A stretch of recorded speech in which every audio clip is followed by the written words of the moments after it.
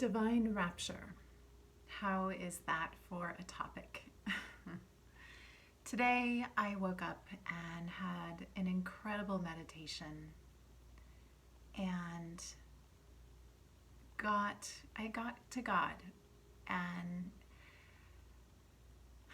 I think it's kind of the point of all of this work where for me I've been learning to connect in a very powerful feeling emotional,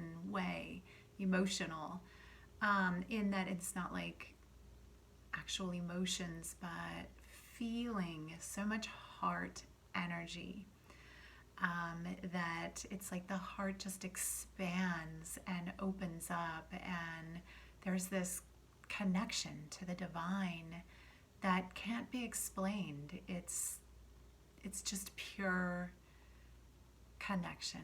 It's love, it's bliss, and it's rapture.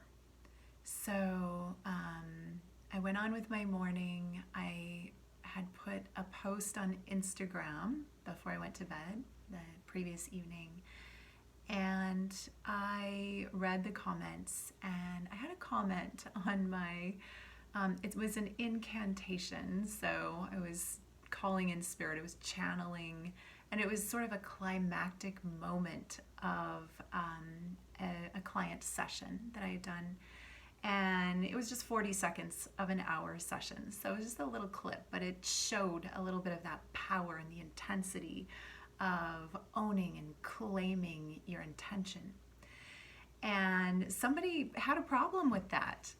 And there was some just very negative comments from a certain individual. And I thought, how can I convey what's happening here in a way that this person could get a glimpse of it? Because the people that understand, and they can feel it, and they're like, wow, that's powerful, I feel that, because they've been there and they've received that, they've done that, they've understood what that's like, and my intention is for everyone to be able to feel that power, that empowerment of embodying your purpose, of embodying your intention and feeling it and incanting it and claiming it. That's what I do for work. I mean, that is what I take people to and through, and I stand for that. So I wanted to have an exchange with this person that they would be able to receive. And obviously that's not going into an argument, because some people are just ready to argue on social media, and that is certainly not the point. But this person engaged, and the fact that they engaged at all, they're spending their time, first of all, watching what I posted, and then expressing expressing resistance to what they just saw, and then criticizing from that place of resistance. And so, I had a couple of interactions, and I just explained a little bit about what was happening, but really shared, from my heart and not from any kind of upset or challenging them or anything like that. So then I thought about it, like, what do I do in life? What is the best way to approach those naysayers, those people that when you're in your highest power, when you're claiming the divine, when you are feeling your alignment and you are at your power point, your climactic moment, and then that person says, somebody from somewhere comes to you and says, that's not real, that sucks. What is the reaction? And what I got to was where the real power is in that interaction is just loving that person, because that person is someone who is resisting surrendering to the divine. that person is not experiencing bliss and rapture. That person is experiencing separation. And I know that that is part of me, that's in me, that is something that I have to be okay with sometimes. So where I got to out of that moment was, I love this person. I'm going to send this person so much love and light, and I just hope that this person can receive it and feel it. And I know that it's a part of myself that needs love and light. It's a part of myself that hasn't been seen, that hasn't felt embraced by something bigger. And when we can experience those naysayers, even in our power moments, when somebody shows up and tries to bring you down, what if you could just love them? What if you could just get into your heart and say, I love you, and I love your resistance, and I love that you're even giving me the attention right now. Rather than walking by or passing by my post, you watched it and you engaged with it, and I appreciate that, and I receive that, and I bless you for your interaction and for being a part of my life and showing me and reflecting back to me something that is within me, which is my own resistance. And then when I see it and it's in front of me and I'm aware of it, I can love it and I can embrace it and I can accept it. And then from that moment, I just burst into rapture, love of everything, the embodiment of the divine bliss. And I had tears streaming down my face, and my heart just expanded, because I knew then, like, that is how it feels to love unconditionally, to just give your heart. It doesn't matter what that person says. That's a part of yourself. That's a part of me that has not accepted something within myself. But if I'm fully accepting of my divinity, of my light and what I'm putting out there, it's okay. I can also accept that part of me that doesn't accept me, that doesn't surrender, that doesn't always talk nicely to myself.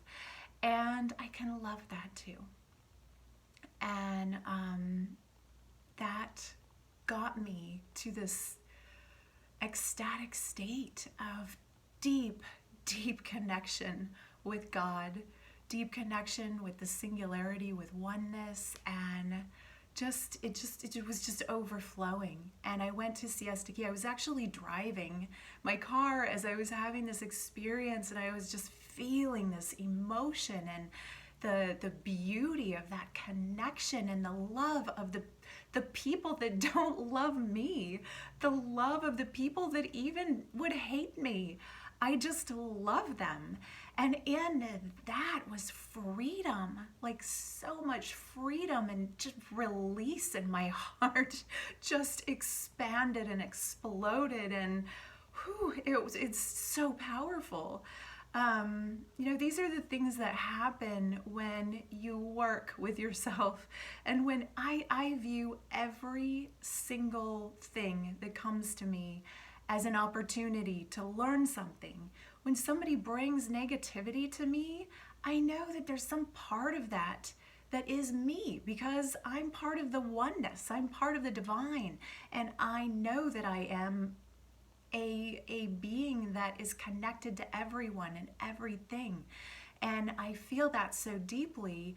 And I choose not to receive negativity in a way that would be destructive to my being. I acknowledge that negativity exists in the world.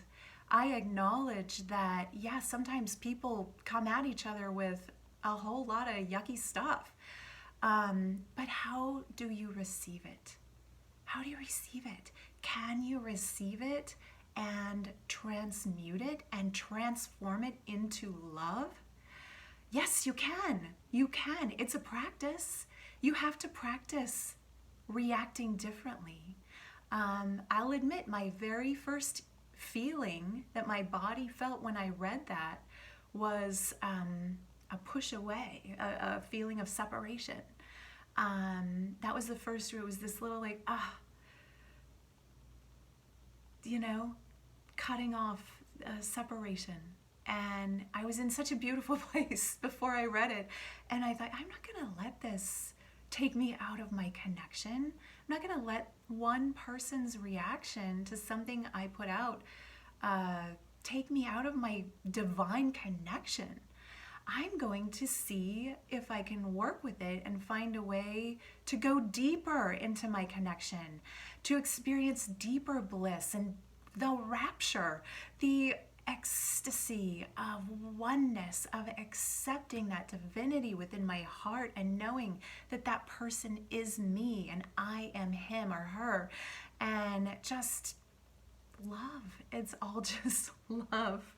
And so as I was on my way to Siesta Key, experience all of this, I had my phone and verbally I asked Siri, I said, Siri, define rapture. What is the definition of rapture? And the first one Siri said was, I think it was something akin to an ecstatic, blissful state. And then she said, would you like to hear the second definition? And I said, sure. And the second one was ascension into a higher state. And the third one was, she said, the second coming of Christ.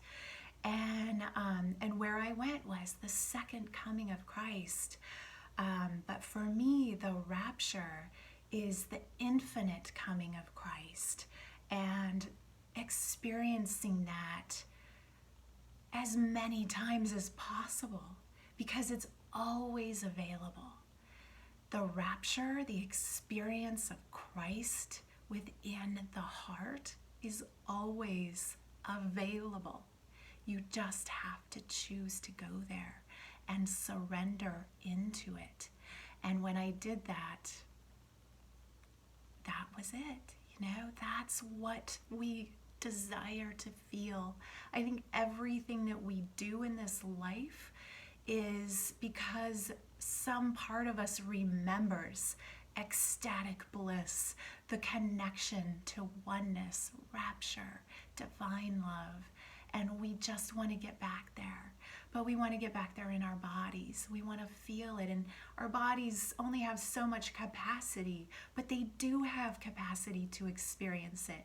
Maybe not in every single moment. And maybe when you get to that capacity to experience it in every single moment, that's when you leave here because you have nothing left to learn. But I want you to know that I've been doing this work for almost 30 years, and it does not have to take that long. But in the last year, I have experienced rapture, divine bliss, the oneness, the Christ in my body, more and more and more. In the last year, it's happening. In the last months, it's been happening regularly. Maybe a couple of times a week, and at different levels, maybe a little bit every day. And that's possible for you. And I just want to share, my son just came home. I just want to share how beautiful it is and how that is available to you. And I want you to know that that lives in you. The rapture lives in your heart, and you can access it. You can always access it. It is there.